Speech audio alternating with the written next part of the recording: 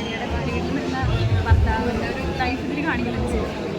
നമ്മൾ അങ്ങനത്തെ സ്റ്റോറീസ് ഭാര്യയൊക്കെ കണ്ടിട്ട് പിന്നെ അമ്മയും അല്ലെങ്കിൽ സുകുമാരിയുടെ കണ്ടിട്ടുണ്ട്. അപ്പം അതുപോലൊരു സിനിമയാണ്. ഒരു സാധാരണ സിനിമ. അല്ല അതെങ്ങനെ കമ്പയർ ചെയ്യാനൊന്നും പറ്റില്ല. ഒരു നോർമൽ ഇതേ പറഞ്ഞ ഒരു സമയത്ത് സിനിമകളൊക്കെ വന്നിട്ടുണ്ട്. ചില ശരിക്കും അങ്ങനെ നിൽക്കുന്ന എന്താ പറയുക ഭർത്താക്കന്മാർ അങ്ങനെയുള്ള ആളുകൾക്ക് റിലേറ്റ് ചെയ്യാൻ പറ്റും. നല്ല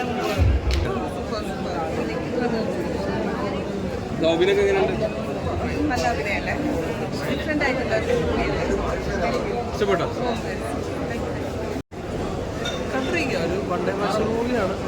സൗബിൻ്റെയും നവീന പ്രഭുവിൻ്റെ പെർഫോമൻസ് ഫിലിമാണ്. അവർ നമ്മുടെ കോമ്പറ്റീഷൻ സീൻസൊക്കെ ഉള്ള മൂവി സാമിൻ്റെ ഡയറക്ടർ ധ്യാൻ വന്നു പോകുന്നുണ്ട്. ധ്യാൻ്റെ ഒരു കോവിഡ് റോളൊന്നുമല്ല, പക്ഷെ കിട്ടിയിരിക്കുന്ന റോള് അത്യാവശ്യം കുഴപ്പമില്ലാതെ ചെയ്തിരിക്കുകയാണ്. വന്നുപോയ സബ്ജക്റ്റ് തന്നെയാണോ? വന്നുപോയ സബ്ജക്ട് ഫാമിലി മൂവി സബ്ജക്റ്റാണ്.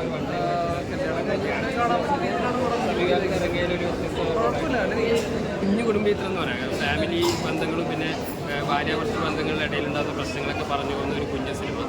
സൗബിൻ്റെയും നമിതയുടെ പെയറിങ് നന്നായിരുന്നു. അതുപോലെ തന്നെ ശാന്തേശ്വരയുടെ റോളും നല്ല രസകരമായിട്ടുണ്ട്. അതുപോലെ നമിതയുടെ ഫാദറായിട്ട് അഭിനയിച്ച അഭിനേതാക്കളെല്ലാവരും നല്ല പെർഫോമൻസാണ്.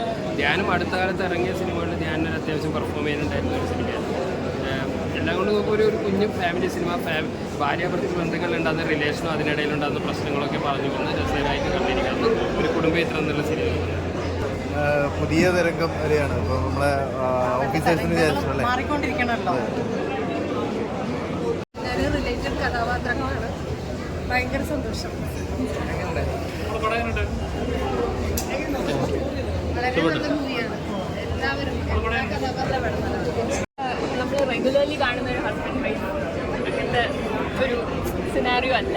ഇതിപ്പം രണ്ടുപേരും നമ്മളെന്താ പറയുക, ഒരു വൈഫ് എന്ന് പറയുമ്പോൾ ഭയങ്കര ഇങ്ങനെ ഫോർഗിവിങ് അങ്ങനത്തെ ക്യാരക്ടർ അല്ല തമിഴ്നാട്. അപ്പം എനിക്ക് ഇഷ്ടപ്പെട്ടു ആ ക്യാരക്ടർ. ഇത് രണ്ടുപേരും ഇങ്ങനെ എന്താ ഹെഡ് ടു ഹെഡ് അങ്ങനെയായിരുന്നു.